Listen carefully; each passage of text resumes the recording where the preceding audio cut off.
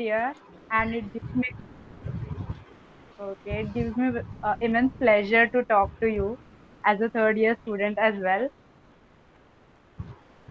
And one more question, like, uh, how do you got to know about this opportunity, like about outreach? So I got to know about open source last year when Hacktoberfest was about to begin, right? So there was a lot of hype around it. So I just searched like what Hacktoberfest is and what open source is. So while searching about that, I came across some open source programs like GSOC and Google Season of Docs. So along with that, I also came to know about Outreachy. And when I got to know that the forms will be out in February, so I just took the chance and filled the form. That's great. So, I one more question, like that is my personal question. Like, in how many open source events you have contributed till now? Like outreach is Yeah, I've contributed for Hacktoberfest. Like there was a repository, and I contributed towards the open source program that our GDSC had previously. So I contributed a significant part to that. I also contributed to some. I contributed to Eclipse Adoptium besides Outreachy, and I contributed to Fedora. And for Outreachy as well, I contributed to these organizations along with Open Archive, for which I was interning through Outreachy. okay. So, Priya, shall we start the session officially? Like these were the unofficial question I asked. I was very excited to do so. So, Yes, now we can start the session officially. okay, so hello everyone. Very good evening to one and all. So first, I would like to introduce myself. I'm Siddhi Bhanushali, a member of Ajob community and also your host for today. So basically, talking about Ajob community, what is it? So Ajob community is an open platform for all the students to empower each one of us. Like I got to know about this community through LinkedIn, and when it was in its starting phase. So I was very impressed by the tagline, like that was "Let's take you forward." So talking more about it, so our community is also open to work with other communities, and also we also keep you updated about the opportunities going on, and also we conduct such sessions so that we can impart knowledge to all the students and all the members associated with us. So as you all know that we have started with our Women in Tech series. So the first session was on Twitter, and now we have with us Vani. So let's talk about her. So one more time, I would like to ask if I'm audible clearly. Yes, you're audible to me. Okay. So talking about Vani, she's an as I asked her, she's in her third year of engineering, and she's also interested in web development, cloud technology, and blog writing. And she's an open source enthusiast as well. So currently, she's pursuing BTech in electronics and electronics and communication engineering from Indira Gandhi Delhi Technical University for Women. And she's also a DSC lead. Wow, that's great, and also an outreach intern at Open Archive. So let's start our session with Vani. So hello Vani, I would like to officially welcome you to this session. So first of all, just give us an overview about what is outreach actually. Like many people get confused between that outreach is an open source program or it is an internship. So we would like to know. So Yeah. it's basically, you can call it an internship, you can call it a fellowship, but it's a program where the open source communities come up with their projects. Like they have their applications as well. They apply to Outreachy, and then their projects get selected. And then after the initial applications are selected, like you are filling the application forms right now. So if you're shortlisted, then those projects are visible to you. So it's more of like an open source program where you can intern with those organizations. You can be a part of them even after the program ends. Like I'm part of Open Archive now even after my internship has ended. So it's a great platform for you to begin your open source contributions and then stay with them for a long time. Oh, so Vani, that's so great. So basically now, as you told that we can apply for it now as well, but we would like to know a general timeline of it, like when and where to apply for it. So for us Indians, we are advised to apply for the summer cohort, which is the May cohort, and for that cohort, the applications open in February. So keep an eye out for that and subscribe to the Outreachy mailing list because they always mail out whenever their applications are open. So you'll apply in February. I guess 22 February was the last date for us, and then the results were out on 29 March. Like the initial applications were approved, and after 29 March the projects were visible to us. So a lot of projects are based on Python, JavaScript, Java, and some were of C++, Rust, Golang as well. And there are a lot of web development projects as well, like machine learning, web development. So there's almost all of the domains. And if you don't like to code or are not confident with it, so you can choose the projects which don't involve much coding, like my project. Even though I was very confident with coding, like I contributed to Eclipse and all, so I applied to this project because it was based on human rights. Like I'm very passionate about human rights, and if I get a chance to contribute my part to it, so that was a very big opportunity for me. So I selected 3-4 projects to contribute to, and significantly interacted with mentors, interacted with my fellow applicants and helped them as well. And it is my advice to apply to limited number of projects but contribute extensively to them. And after that, like there's a month long contribution period. After that, like you have to fill the final application form as well, like what's your project, like what all the project you are expected to do in that, the project timeline you will follow, and what all will you deliver, and the project according to the project goals that I mentioned there. So the applications have to be filled twice, and if you're participating in GSOC along with outreaches, so you have to tell that as well, because then the both can be balanced together. So after the contribution period is ended, so they have a 2 weeks time of gap through which they decide the interns. And after 2 weeks time, I remember it was 17th May when the results were announced. So the applicants who were selected, they are sent a mail, and then they are asked for their payment details and every other details as well. Okay, so guys, we'll come to the doubt session at the end. Let us complete some general questions. I have already asked you how you found out about it, but still there were people joining in. So I would like to ask you again. So how did you find out about Outreach?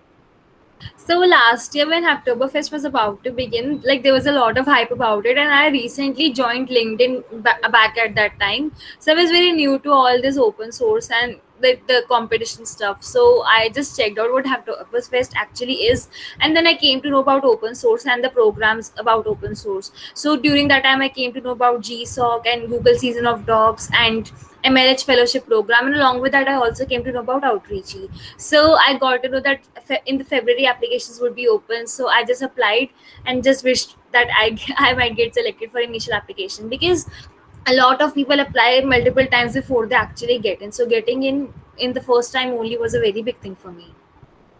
That's great. We are also very proud of it. So, how do we get, like, this program has many benefits, but what do you think? What are the benefits of participating in such programs? First of all, it gives you a huge self-confidence boost. Like before that, I wasn't capable, like I wasn't sure of my capabilities, and like where do I stand in the huge crowd of developers. But after Outreachy, you find your community, a community that empowers you. Like almost everyone in the Outreachy internship community is from a background where they were not encouraged to pursue their career in technology industry. But when you get support of such people, you feel empowered within yourself and finding such a helpful community. So that was a very big opportunity for me to interact with people. And also you get to know about other organizations as well, because it was my first time when I was getting to know about many organizations like Wikimedia and Public Lab and Moa Global. So there were a lot of organizations. You are aware about a lot of things after you get into such programs. Okay. So, are there any prerequisites for participating in program? Like whenever we contribute to open source program, even I get such doubt. Like, should I know a programming language? Should I know web development? What should I do to participate in such program? So, what do you think? Are there any prerequisites?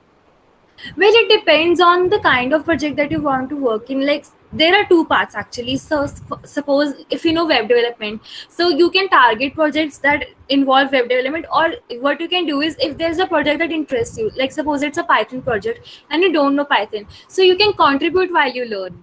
Like I didn't even know the syntax of XML and Perl while I was contributing to Eclipse at Optium, and their problem statement was to improvise their scripts, which were solely written in XML and Perl. So I was learning while contributing. So there are no such as prerequisites. Just be confident with whatever you learn, whatever you know already, and then just learn the new concepts as you go. Great. Actually, there is always learning associated with contributing. So it was a great advice. So do we require any previous contributions, like in GSOC? We just, if we have any previous contributions, there is an upper hand for the participants over there. So is there anything such here? I actually had the same doubt, and for all the projects I was contributing, I asked my mentors the same question. So I'll answer on their behalf as well.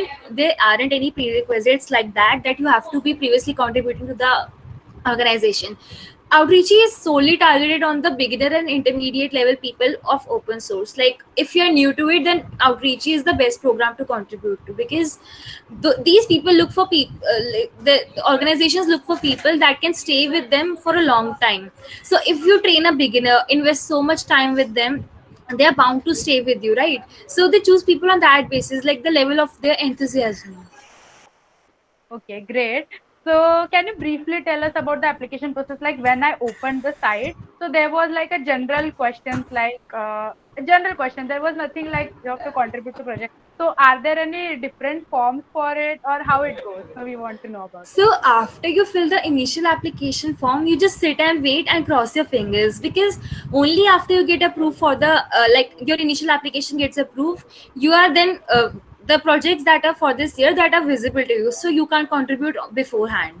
Only after you are selected for the contribution route, you can see the projects and then contribute. So if you don't have any previous contributions, that's totally fine, because only after that you'll be able to see the projects. Okay, great. So basically what happened in GSOC and all these things was the application process of 2020 and 2021 were different. So is there any difference in application process of the previous years and now for Outreachy? So I filled in 2021 summer cohort, and this time it's open for 2021 winter cohort. So as far as I saw the application, there are no such changes, because when the program is solely running in the online mode, because previously they used to have $5,500, can you $5,500 stipend, and then 500 travel stipend. So it was different, but now they have they have a stipend of collectively $6,000. So that's the only change in the program. Besides that, there's no other significant change. The application is still the same with the same type of questions. Okay, so now I think this is the question of many such people. Like whenever you apply for something or whenever you get opportunity for something, you really work for it. So I think this is the general question. So I would like to ask you, how did you prepare for it, and how much time did you take, and how was all that application process? So I'll tell you honestly, like I targeted the projects that I was already familiar with, because most of them were around JavaScript and web development. And I was also interested in graphic designing. So the Fedora project I took in was based on graphic designing only. So I actually prepared, because there were the prerequisites listed out, like the kind of softwares you need to download, and the kind of, the things that you have to know previously, because for these projects as well, even though you know graphic designing, you need to download certain softwares which are new to you. So in the month long period of contribution, at least 1 week goes into learning the softwares and the new technologies, how to set up the project in your local system. So all, like the first week goes into that only. You ask questions to your mentors, because I remember when I was solving the first issue, I was not able to run the tests that were given. So I talked to my mentor, and most of the time it's because of the outdated documentation. So it's not your fault if you're not able to figure it out sometimes. Just ask your mentors, because most of the time the documentations are not updated, and the test cases and the softwares, they change usually, right? So you don't need to prepare specifically for anything, but just learn as you go, because you can't not be sure of what kind of problems you might face, right? But always be down to get help from your mentors and help your fellow applicants as well, because there are a lot of people who would be facing the same problems as you. Okay, so basically, your organization is Open Archive. So I would like to ask, like, why did you choose that organization and which project you worked on? So I chose three organizations to contribute to. One was Eclipse Adoptum, to which I was contributing before Outreach as well. So that organization had the project goal of improvising their scripts to automate the tweet process. Like if you tweet about running the test will run automatically. So the second project was from Fedora Design. So we had to revamp the community outreach designs, and that was the project. For Open Archive, it was to improve their website and their social media strategy. So it was my forte because I have been on social media since I don't know how long, and also I'm a huge web development enthusiast. Like it was the first tech stack that I got into before even getting into C++. So I got for that project, and also because it was based on human rights and I'm very passionate about these things. So, and when I interacted with a mentor, like her thought process resonated with me, like this is the person I want to work with. So and also the applicants for the Open Archive were very helpful because we always used to help each other with the things that we are stuck with. And there was a lot of bug hunting in their Android app, which is safe, and it is used to safely secure the video evidence that you might take, like the videos you take in a protest and in demonstrations. So that kind of videos which are sensitive and are prone to get deleted, or maybe your phone can get confiscated, so these kind of evidences can be stored in the save app. So we were working on that app and promoting it and finding bugs in it. So that was our project. Okay, even I'm interested in that project now. So, first of all, let's catch up the chat box. Like there was some doubt. So let's see. So someone asked, like every year we get this opportunity. Yeah, like every year there are two cohorts. One is summer cohort, which is open for the people who are in northern hemisphere, and it includes us Indians as well. And for the and for the winter cohort, the people for southern hemisphere are eligible, like from those in Australia or in Africa. So those people are eligible for the winter cohort as well. Okay, so somebody asked what are some of very important points that are need to be mentioned in the. I think we'll take this question at the end. I think this is the most asked question. So let's Yeah. take this question at the end. And okay, so someone asked, Shreya asked, do we get placed in groups after getting selected? No, you're not. You are not placed any such groups. You're just on your own.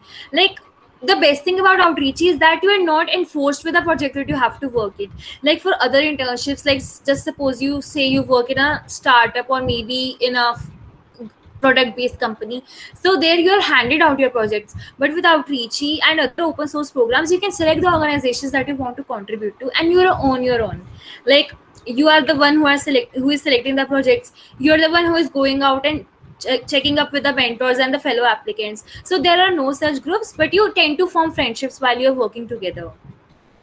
Okay, so somebody asked, like, how do you rate between GSOC, MLH, and outreach internship? Every program has their own perks. For outreach, I would say if you're a beginner or intermediate level person who is contributing to open source and are not extremely confident to go for GSOC directly, then you can go for outreach first, because it's more beginner friendly. Like the mentors are super friendly. You can ask them even the smallest doubt and they would answer without any hesitation. So if you are not confident enough in your abilities and want to get an experience first before you contribute to other programs, you can definitely go for outreach. Okay, so let's get back to our session. Guys, there will be a doubt session at the end. You can ask as many doubts as you can. So let's move forward. So whenever you do something, you face some difficulties, face some challenges. So we would like to know what challenges you face and how you overcome it. So for me, the biggest challenge was that I was in EC, which is a core branch, right? So getting opportunities from CS and IT is not so easy for the EC people, because they have to balance out between the two subjects. So time management is definitely a problem for us, because you have to study your own subjects and then study the subjects for CSIT to sit for placements and internships as well. So outreachy in this case is very good because it doesn't discriminate on branch or CGPA or any such thing. So even if you don't have CGPA that is impressive enough, you can still apply. It doesn't matter from which branch you are, or even if you're not doing engineering, it doesn't matter. If you have the love for technology and want to contribute, you should apply for outreachy. Okay. That was great advice. But so now every open source program has its own pros and cons. So how is Outreach different from other open source programs? Well, outreachy, first of all, is based for beginners and for people who are from an underprivileged background. Like for the ones who face discrimination in their learning environment and could not contribute significantly and could not come into the technology industry directly, like without facing any hurdles. So for those people, uplifting them was the sole aim of outreachy. So usually you have seen that most of the females and the people of like non-binary and transgender community do get into this program because you see that every other opportunity is male dominated. So for outreachy it's the difference, and usually it's very good to have people who are underprivileged and discriminated to have like a have community which is similar to you, like they have the similar experiences. Like my co-intern from Open Archive, she's a refugee. Like she like her family escaped from Venezuela and now she's living in Argentina. So you relate to those people, you relate to those experiences they have. So that's a very good thing to have a community like that. And for GSOC and MLH, they are very good programs as well. But then again, if you're a beginner, you might get intimidated first to see such a big code base. True. So after applying, like in how many days you can get the email like rejection or selection? Um, I remember 22 February was the last date, and I got my results for 29 March. So it was more than a month for me. So it would have been really, I think, like very, you would have been very nervous for it. Like, what would be the result? Well, I'll honestly tell you, like it was my first time applying, and usually I wasn't expecting because it's such a big program to get into, right? And getting in for the first time was very big thing for me because you don't usually expect these many things coming in your way when you are when you are used to face rejections. Because in my first year, I didn't have a very good CGPA uh, because I was devoting a lot of time to my dramatic society. Like I'm a street theater artist, so my first year was totally spent into that. So academics took a backseat for a while, and then in second year when the lockdown was imposed, like I was keeping up with the people who were studying in first year, and then I got to enhance my skills and get back to web development and DSA. So that's when I started studying. Like for the first year I enjoyed fully. So I wasn't actually expecting, because you tend to think na, that they will discriminate on basis of branch or CGPA, but that's not the thing with outreach. And that was a very big thing for me to know about, because when you get into a college and it's a core branch, you actually get scared like what all opportunities you might get, right? True.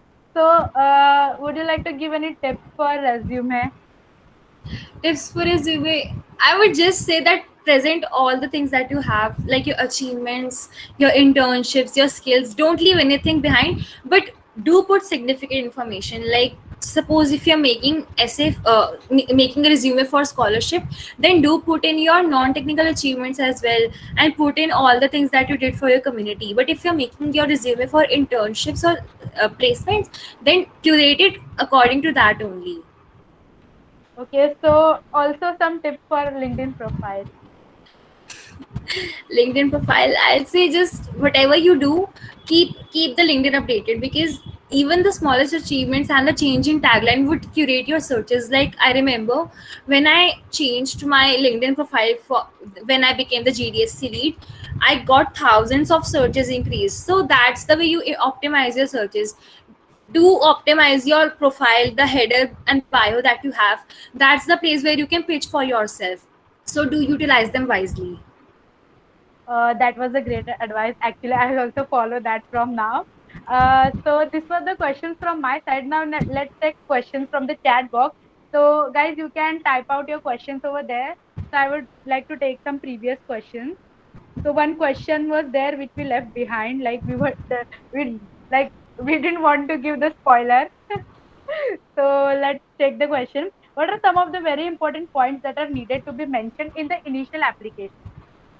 Essays are the hero of your application, right? So the essay questions that are being asked to you, just mention your personal story. They don't want to see the Google copy paste lines, the generic lines that you put in an essay in your school. For these essays, your personal story and your personal experiences matter the most. The way you face discrimination in a learning environment, and the way you were discriminated and left behind to pursue the career in technology industry. Do mention all of that, and also mention facts and figures and statistics which back up your experiences, right? Just suppose if you say that I'm from a minority community and I didn't get opportunity to pursue the career that I wanted to, so how can the people believe that you're from a minority community when you don't mention the percentage of your population in the country, right? So do mention these facts, because these facts make your application and essay stronger.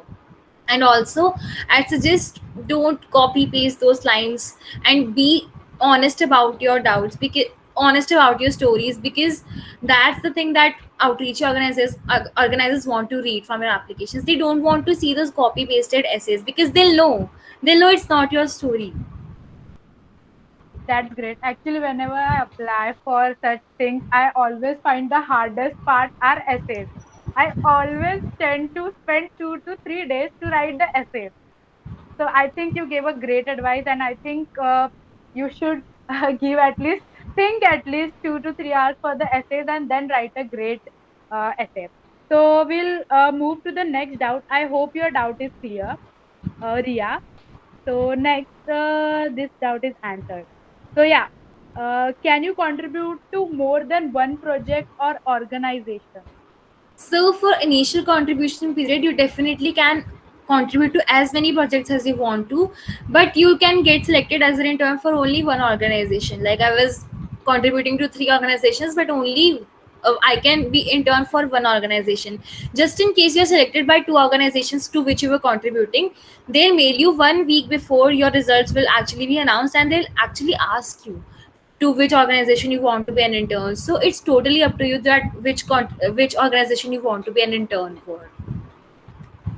Okay. So next question is there anything like that that only this year students can apply or any year can?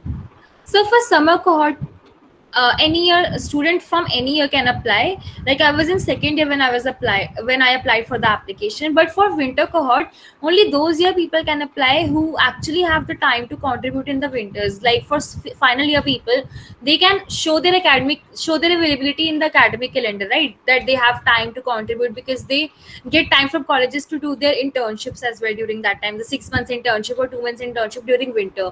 So for those people, they can apply to winter cohort as well. You can see on the Outreachy website that many past interns for the winter cohort were from India as well. Okay. So one more question. How did you answer essay questions in the initial application? I'll honestly tell you, I was slacking off for, like, I was procrastinating for weeks before I actually submitted my application. So there was just a week before, like there was Sunday, and I just sat down. I was like, "Aaj to likh ke rahenge." I was actually in that mindset, and I just took my laptop, and I guess I wrote the essays in 2 hours only. Like, you have to think about all the instances. Like some of the instances are so small that you don't think about them, like the discrimination you might have felt, because it's ingrained into you that these are very common things, but it's not actually. It's the discrimination that you face. Because I remember in my learning environment in class 11th and 12th, when I took up coaching for JE and was in science stream, like the ratio of girls is very less as compared to boys, right? So guys, usually the ones who have a lot of ego and self-esteem, they mock girls like they don't know coding and they can't solve questions. So usually you don't think about these instances as an instance that where you are discriminated, but when you think about it, a lot of times you're actually discriminated about these things, right? So you mention even the small instances that you can think of, because only these instances pile up and then make the gap between male and female huge in the technology industry. Yeah. So even I agree to that. So you should always mention small instances as well. So let's move to the next question. Okay, so okay, can we apply for winter cohort as Indians? So if you are from final year or from pre-final year and you have the availability of 42 consecutive days, it's like full-time availability. That means you don't have any college work, you aren't doing any other internship, and you can devote full-time to outreachy, because outreachy requires that from the 3 months tenure you need to work full-time for 42 consecutive days, and full-time means 8 hours a day or maybe 40 hours a week. That's the criteria for full-time work. So if you can fulfill that, then definitely apply for it. But if you can't, then there is a very slim chance that you will get accepted to for the contribution round. Okay, so Ria has also given an advice to Shreya that I applied for winter cohort, but chances are very less that my application will get selected. Okay, so she advised. Now, Dikshita has asked one question. We have to select the project from the organization, or we can put forward our own project as well. No, the projects that are listed out, you can choose only from them. But after you are an intern, maybe you can put up some projects of your own as well. Because I remember that when I was contributing to Open Archive, only 4 or 5 goals were listed. But after I became an intern, I told many improvisations to the project goals which were actually accepted. So you can maybe advise the mentors that we can do this as well. Okay, so one question from Aditya. If you fail to achieve the target or do any mistake, do they pay you the full stipend or cut out some as penalties? So it, like, everyone makes mistakes, right? We are a human, and most of the times it's actually that we do revise our contributions 3 to 4 times before they actually get accepted. Like for me, my contributions usually involve giving the graphic designings and writing, researching and curating content. So in that you can never be correct, right? Like the content and the language you choose to write and the research that you do, the facts that you write, you can always be correct. So you do make mistakes and then the mentor helps you to rectify it. So they don't usually cut any penalties, they pay you the full part. And if you are inactive as a mentee, right, if you're inactive as an intern, then they might first ping you up like what's the problem with you and why you're not being active, and if you don't respond to that, so they might kick you out of the program. But that's a very very very rare scenario. Like the interns usually are very happy to get an opportunity like that. Like who would want to desert such an opportunity? Okay, so one question by Dikshita. I would like to answer that. I think winter cohort applications are open now, but that would be a huge problem for us as a winter, as Vani told that we have to spend 8 hours a day. So we have our exams and stuff and college work as well. So I don't think winter would be a great thing to apply for. But still, Vani, if you want to give any suggestions to Dikshita. So Dikshita, if you are in your pre-final or final year and you have the period like the even semester dedicated to do an internship, then you can definitely apply, because outreachy organizers ask for your academic calendar while you are filling out the applications. So if your academic calendar has a spot for the internships for 2 3 months, then you can definitely apply. I hope, Dikshita, your question was answered. So we have another question. In my college, we have to submit the mini project in third semester, but we don't know anything much about AI, ML, IoT, etc. In that situation, what should I do? We don't have much idea what type of project we should start. Well, I'm not the right person to ask because I don't have to submit any projects in third year. So what you can do is you can Google about some basic projects and then follow some tutorials, because I remember making a project in React and Node when I was not even familiar with them. I followed tutorials and learned the basics of the language and the framework, and then I worked on my project. So you can get started with tutorials first and then search for some ideas for the projects.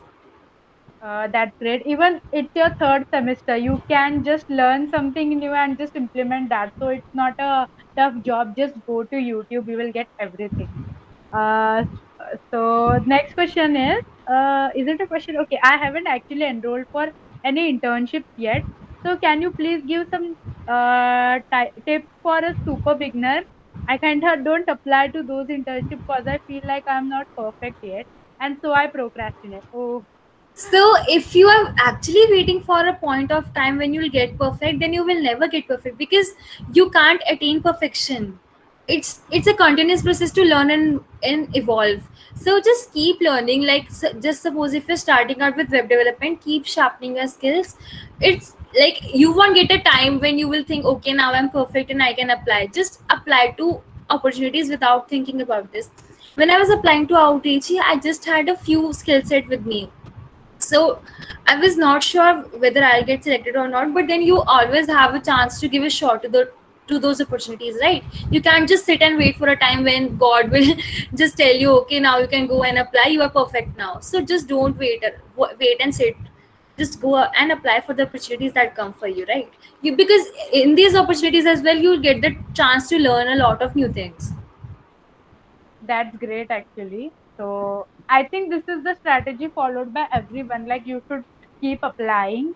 Uh, so I think Aditya has written, I think it would be better to go for Outreachy first, and then after that go for GSOC, as GSOC interns are not eligible for Outreachy internship. Yes, exactly. Because GSOC interns are usually the ones who are intermediate or expert level open source contributors, right? So if you already know what open source is and are contributing extensively to that, why do you need Outreachy? Because Outreachy is meant for beginners and intermediate level people, right?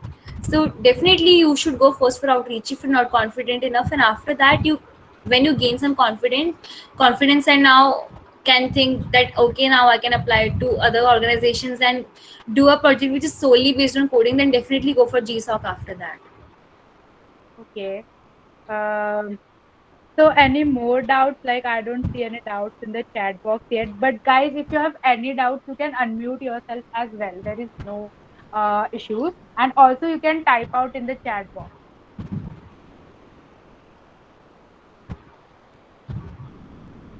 Guys, don't hesitate. Vani is such a good speaker. Like, she gives such good advices.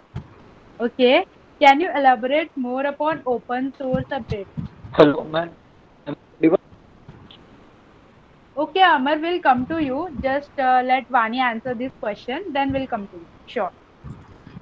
So open source, like, the open source softwares are the ones whose code base is available for public to change, right? Just suppose if you are downloading Fedora and then you want to change its code base according to you, so what you can do is put up to your local system, apply the changes, and then you can work around, right?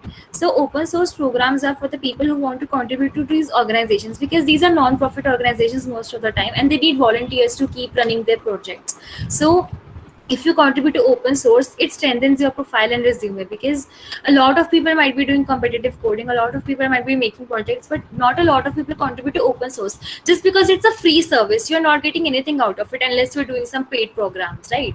So open source is actually a service to the tech community, and I mean, every developer should definitely go up for it, because it increases your network. It makes you find like-minded people, and then you can collaborate with them further on your own projects as well. Great. Now, Amar, you did unmute yourself, so you can ask your doubt now.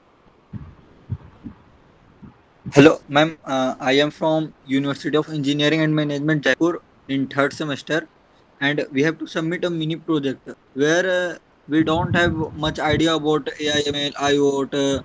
So how can we submit the project? Even whenever we go through all some YouTube tutorials and then share some ideas about project to our mentor, then sir told that it is not in your syllabus of your third semester, or it is hard, it is beginner, and even we can't decide which types of project we should prefer. And sir always told me it is more than your all level, so you should try them So beginning in level. this case, you should actually first sit out with your mentor and talk about, like, what kind of projects he has for you in mind. Because if he's rejecting your projects continuously, that means either he wants you to make some other kind of projects which are easier for you or maybe harder for you. So first sit out with the mentor and figure out what kind of project he actually wants from you, because the way he's rejecting your ideas, I think he's not even clear of what he wants, right? So just first sit out with them, talk about it and then start your research. First you need to talk extensively to the mentor. Similar to outreachy, here the mentor needs to be super friendly before he actually gets you started on this project. Okay, so Actually, ma'am, we have shared some basics project like lane detection at that. But the mentor always told me that these projects are already done. You have to do something new. Then we always try to convince him that we have a level basic level ideas, and we do some little project, not much bigger project, so that we have to do some business regarding to that. We have to learn only from this project. And then he always told me that you have to do some basic level like a DSA tree. That's it. Well, in that case, I can just say that your mentor is not clear about what he wants from you. So just sit down with him, ask him. Like, if he's rejecting your projects, just go and ask him, like, sir, what kind of projects you actually want? Because if he gives you advices, then that's according to him, right? Because he would then actually spell out what he wants. Because I am not familiar with AI/ML, I'm not familiar with IoT, so I can't actually help you with this. I'm really sorry, but I can't help with this. Okay, ma'am. Thank you, ma'am. you can reach out to people on LinkedIn as well. Like people on LinkedIn are really very helpful. So I think Yeah. you could get someone from them. You could try it. Like LinkedIn is very best. Yeah, a For lot of people reach out to me as well for web development and open source projects. But in this case, I'm really sorry, but I won't be able to help you because AI, ML, and IoT are not my domains of preference. okay, so Can I answer this question? okay, Dikshita, go on. This is getting more interesting. Yeah. Yeah, actually, like I can relate to like the question which Amar, like, sorry if I'm wrong with the name. Yeah, Amar asked. I face the same problem. Like I have my project mentor, and she's very enthusiastic about AI and ML, and she wants us to like research-based projects on AI and ML. And like we, being in third year, are not that familiar with like the advancements in AI. But the best thing I would suggest is like go through different research papers, like decide on one topic which you want to do in that specific domain, like AI and ML, and like try to collect research papers. Like there are many blogs available on that specific topic. My topic in a third semester was air quality on data science, and I was not at all familiar with data science. So like to get into that and you have that courage, like okay, I have to do this, I don't have any other option. Just go on and get collect some research papers, and they're really going to help you. Because even in the fourth semester, like our project guide told us to do a project on neural networks, and we were not even knowing what is neural networks. Like we were completely unfamiliar with artificial intelligence. But like once you have that pressure that you have to do it, like then you have. So get in touch with some research papers. There are a lot of YouTube videos available. If possible, do a course on that specific topic, and I think eventually you'll be able to do that. So I hope that answers your question, Amar.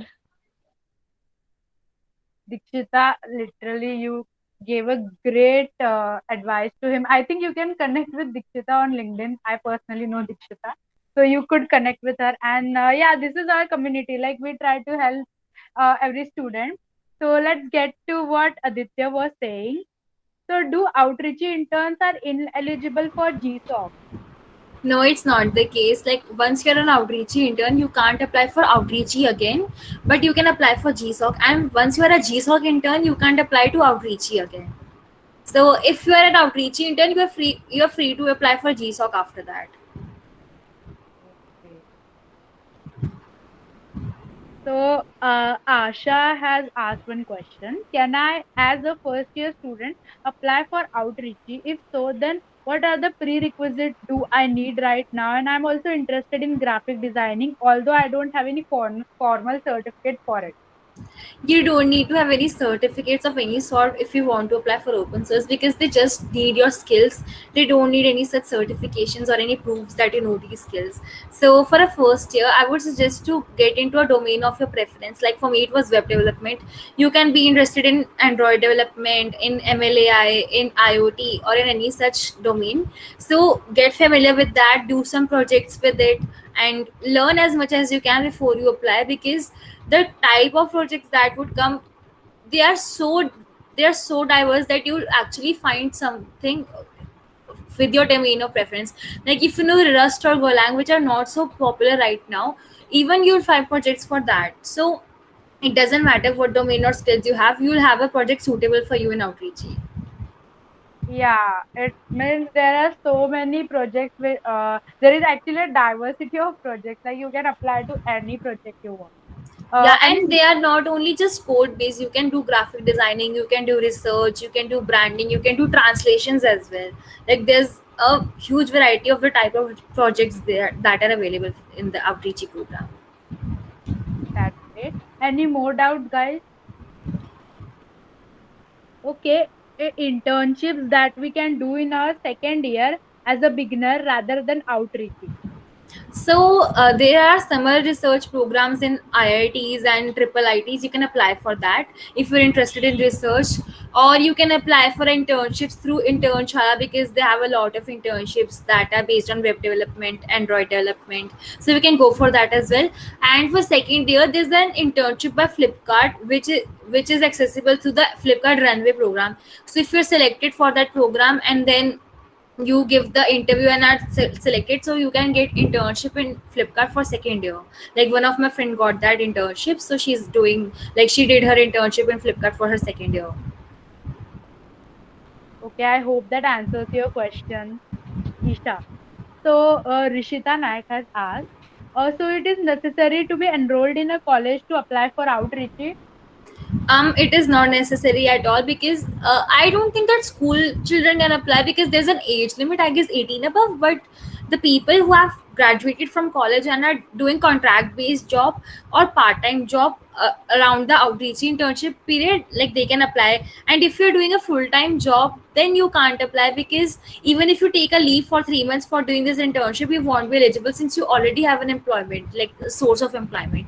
So if you're a part-time worker or contract based worker after college, you can apply for outreach. Okay, I hope that answers your question, Rishita. Any more doubts coming in? Okay, ma'am, how can we get genuine internship and tips for that? So first of all, improve your skills in whatever domain you want your internship. Keep improving in that. Like suppose you want your internship as a web developer and further want to make your career in that, so just keep learning all the frameworks and new technologies that keep coming up. Like for web development, React is in trend right now, so learn React, make some projects, and then you can apply for internships through Internshala, Naukri.com. And even on LinkedIn there are a lot of internships. Like on the jobs portal, like the job section of LinkedIn, you'll find tons of internships going around every day. Like you can turn on your job alert on LinkedIn, and then you'll find a lot of internships. I used to get bombarded with it, like those notifications, like to that extent that I had to shut them down. So you'll find a lot of opportunities there. Okay, so I guess there was one more doubt. So the age limit is 18 above. I'll have to check that. Like, I'm not really sure, but as far as I know, school children can't apply, because they ask for university students or the ones who have graduated and are doing part time or contract based jobs. Okay, any more doubts? Get all your doubts cleared, guys.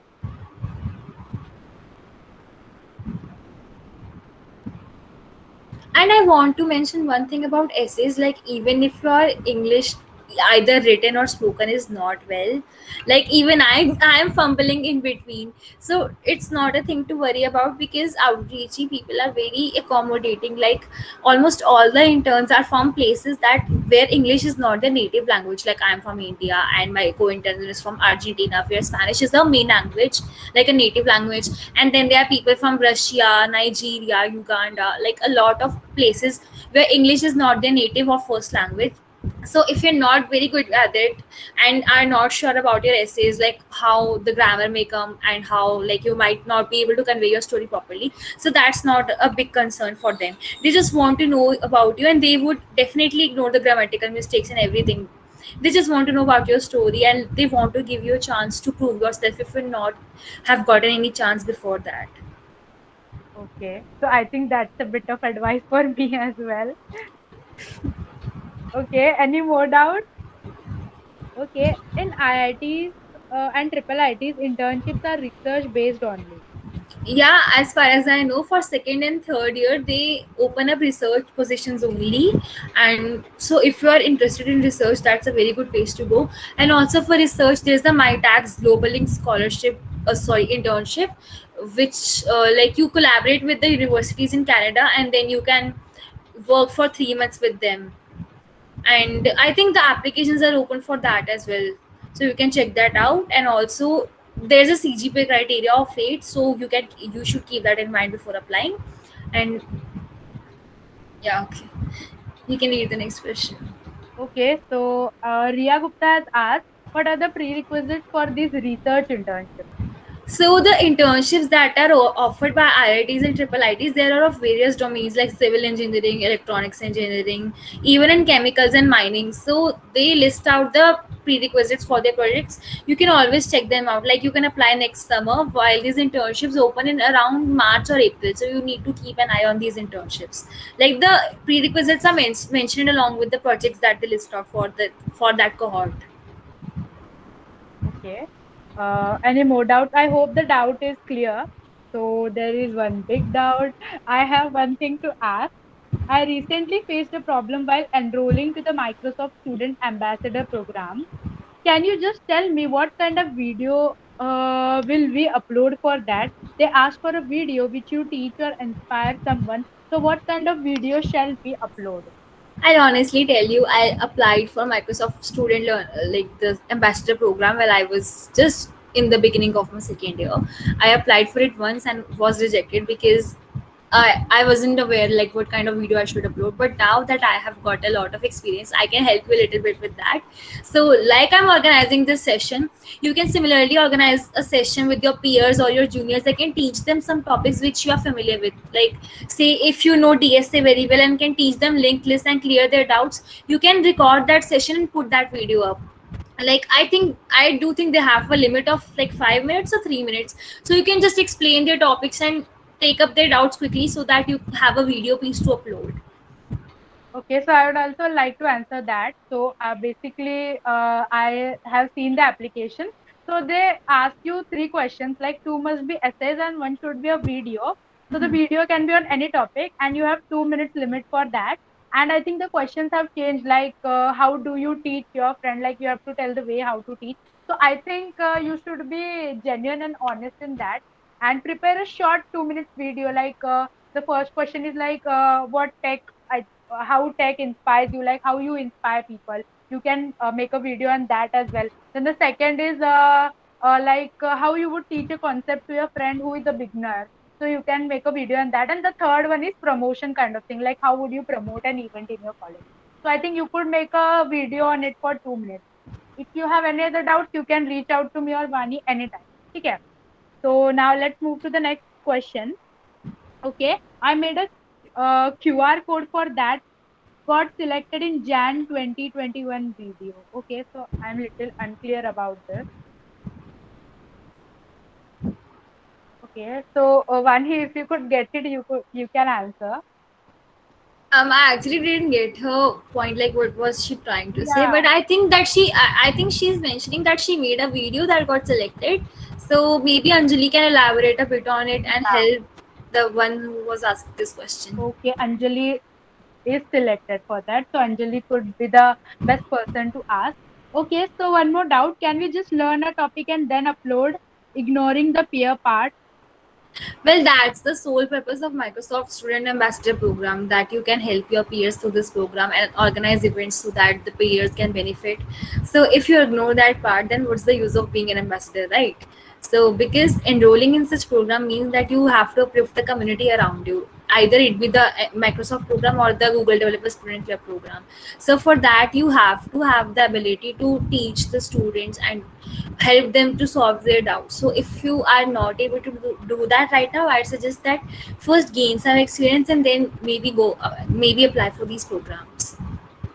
Okay, so she's asking for your LinkedIn. So you can search Vani over there, or else I'll drop the link at the end. Can anybody drop like Priya? Can you drop the link of Vani's LinkedIn in the chat box?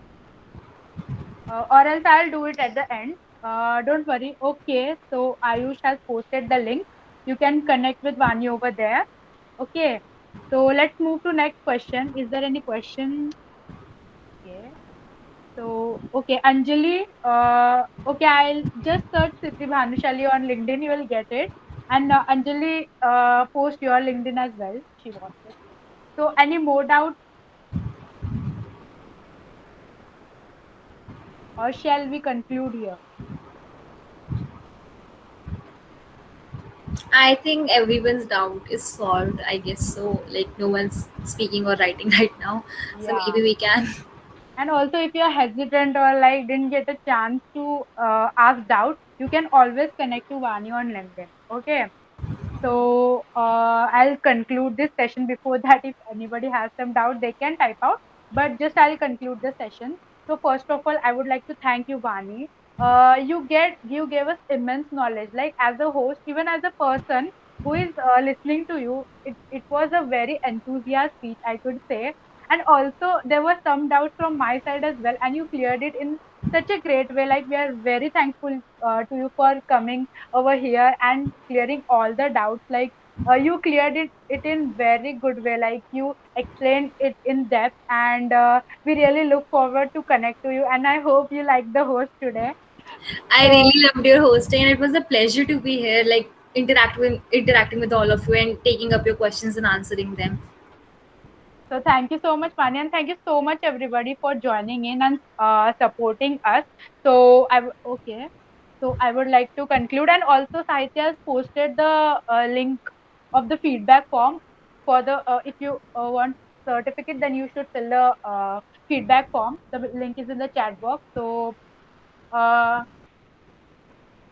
okay, you just fill the feedback form, and anybody else left for doubt. Yeah, thank you, Vani. See you getting so much Thank you so love. much for inviting me today. Thank you, Vani. Yeah. And also, I would like to congratulate you. I think your outreach internship is over, but I Yeah. would like to congratulate you as you're the Google developer lead over in your Thank college. you. So Thank you. actually, it's a great thing. Actually, I applied for that and got rejected. I was waiting like, yes, I'll get selected, and then got rejected. But yeah, it's a great opportunity being a uh, Google developer lead. So congratulations, and also for the outreach internship. It's too late, I know, but still, I think it's a great thing. Like you people write so much good essays, and you get over there. I think it's a great thing to acknowledge such people and take some reviews or take some tips from such people. Like you have been there, you know what's going on. So I think you are the best person to talk about it. So I think everybody present here will apply for outreach. Yeah, like the like knowing a program from insider's point of view is the best thing you can, because they know all the small tips and tricks that can help you ace this program and like get selected for it. And also I'm working with Open Archive on contract base, so you can congratulate me for that only. Like my internship is already over and now I'm be working part-time with them. Wow, congratulations for that as well. Thank you, thank you. And also for Google Developer Student Club lead, you can always apply next time. Like it's a great program. You get great opportunities to network with people and then host your own events. That's great. Okay, Anjali is also congratulating you. Thank you, Anjali. So okay, so I think Isha is also congratulating you. Thank you, So Isha. okay, so I hope everybody enjoyed the session, and thank you so much, Pani. Once again, you really made a great impact over our students. Thank you so much. Thank And you. Thank you for uh, hosting me. everybody else can leave the session.